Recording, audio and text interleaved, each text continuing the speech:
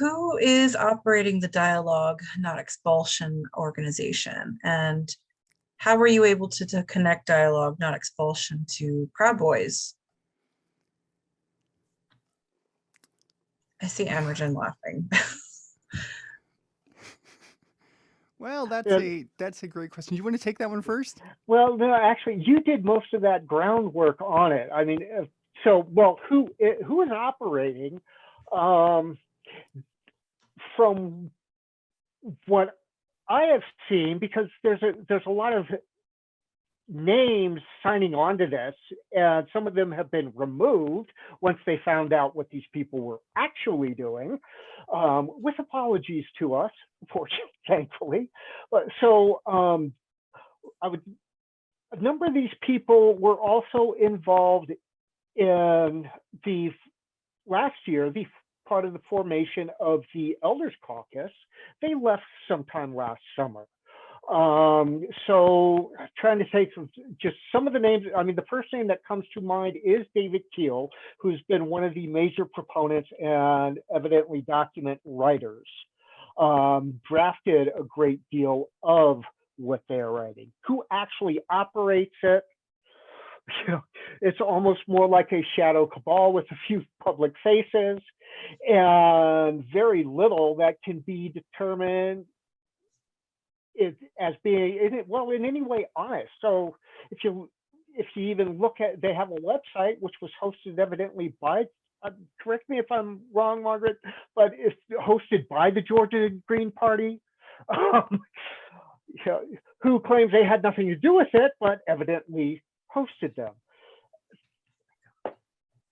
So, you know, it's members of, largely, at least originally, members of the Green Party in a number of states that were basically supporting Georgia's, you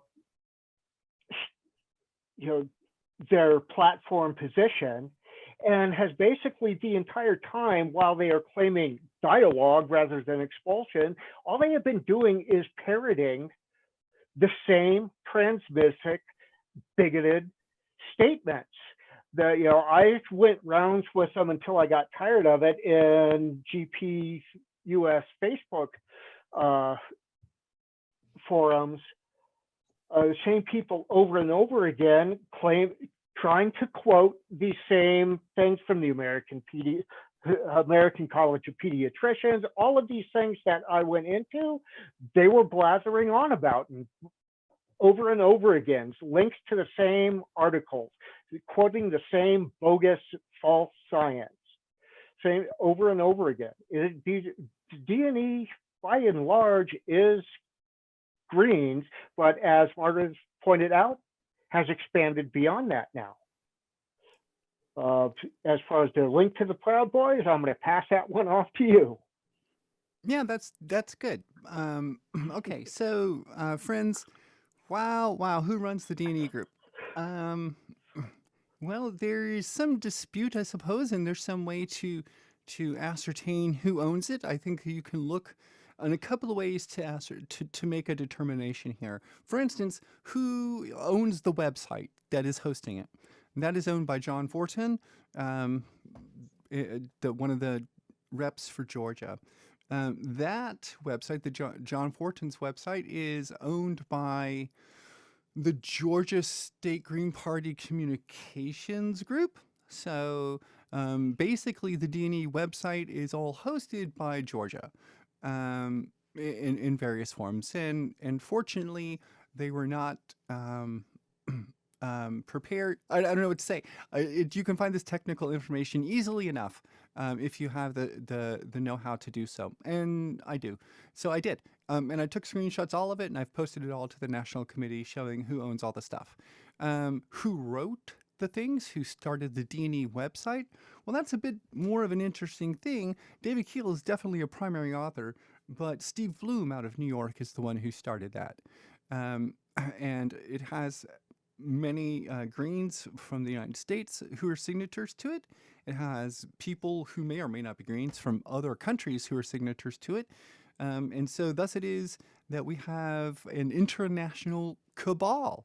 There's a secret list of signatures. I mean, it's hidden. And this is the definition of a cabal. So we have an international cabal that is operating against the interests of the Green Party of the United States. Shocking to me. Like, it really, really is. There's a level of like, this can't actually be real that's happening in my head. Like, this is the kind of stuff you read about in history. Like, oh, back in 1973, the government did blah blah blah. Like, wow, that was really crazy. Yeah, but that's happening right now, and they're using the trans issue to do it. How are they connected to the Proud Boys? Because this is really, really important. Do we all, presumably we all know who the Proud Boys are? If we don't, they're a right-wing militant group which has been labeled a terrorist organization in Canada and outlawed there. They are headquartered here in my state, in Washington. So as a consequence, because of being headquartered here, if you are an activist in Washington state, you have encountered them a whole lot. In fact, you can see right here, this black stuff, this is my body armor, so I can be out at protests and feel safe so that I don't get hurt. It's a really significant issue here. So back in June of last year, there was a protest organized by Wolf at the Seattle Public Library. I'm a member of a group here in Washington called the Gender Justice League, which is, yes, obviously a great name. And so we went to counter-protest them, as you're wont to do. And the Proud Boys were there providing security for Wolf. I know this because I was there and I saw them. The Pacific Northwest Nazi Watch, which is a website we have here that documents where the Proud Boys go and who they get involved with, also documented this event and hosted it on their website and posted all about it. Pictures of the specific Proud Boy security who were there. That's how I connected them, because I saw it. I was interacting with them. And then, of course, there was news articles and all the rest, too.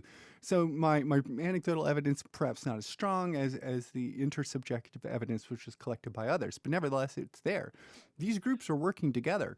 Wolf is, the reason this is important is because one of the primary opponents to us is a member of Wolf and works together. And they conduct media interviews to talk about the Green Party, to talk about me by name, to talk about our committees and our processes, to undermine them and to discredit the Green Party. That's what's going on. That's what they're doing. And these guys, these Proud Boys people, are violent, misogynistic, Western chauvinists, if you don't know their technical term. They call themselves Western chauvinists. So that should really put it all into sharp relief for most of us, I hope. And these are our opponents. They align themselves with the religious right. And there is a reason that they do that. It isn't because necessarily these people, like, it's probably not the case that most of these Greens are like, wow, we sure do like the rise of the religious right. That's probably not it. What they are wanting is control over women's bodies. And they get that Which by I think is an controlling trans intersectional. bodies, right? Yeah. If you Yeah. control a trans body, you can control a cis body. And thus it is, and thus we control abortions. Wait till you see my workshop at the A&M about this. Oh, I'm very much looking forward to that.